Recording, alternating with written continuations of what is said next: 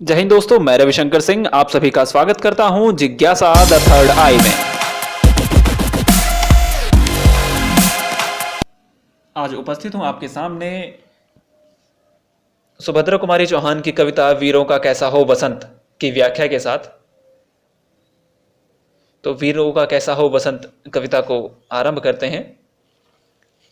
वीरों का कैसा हो बसंत, आ रही हिमाचल से पुकार, हे उदधि गरज कर बार बार, प्राची पश्चिम भू नभ अपार, सब पूछ रहे हैं दिग दिगंत, वीरों का कैसा हो बसंत। फूली सरसों ने दिया रंग, मधु लेकर आ पहुंचा अनंग, वसुधा पुलकित अंग अंग, हैं वीर देश में किंतु कंत, वीरों का कैसा हो बसंत। भर रही कोकिला इधर तान, मारू बाजे पर उधर गान, है रंग और रण का विधान, मिलने आए हैं आदि अंत, वीरों का कैसा हो बसंत। गलबाहें हो या तो कृपाण, चल चितवन हो या धनुष बाण, हो रस विलास या दलित त्राण, अब यही समस्या है दुरंत, वीरों का कैसा हो बसंत।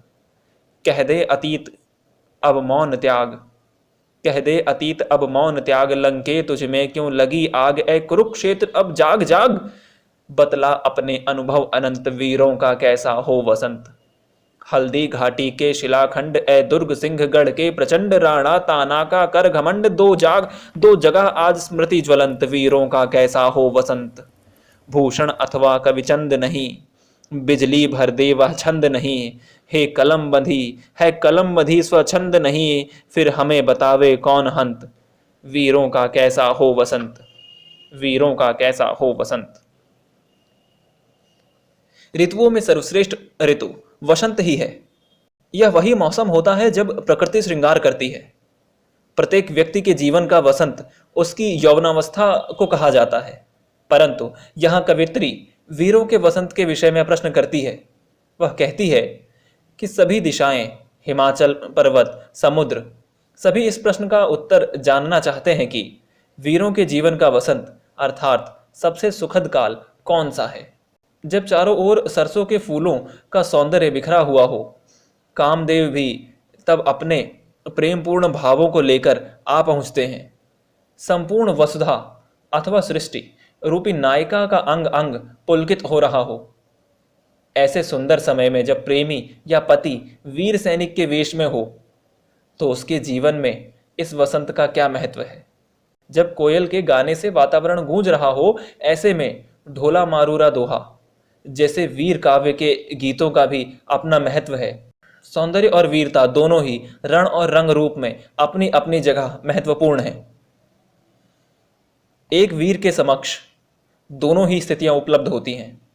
वह वसंत ऋतु में प्रियतमा के सौंदर्य से जीवन के सुख सागर में डूब जाए, अथवा रण में कृपाण को थाम ले, नायिका की तिरछी चितवन का शिकार बन जाए, अथवा शत्रु के नाश में धनुष बाण का प्रयोग करे।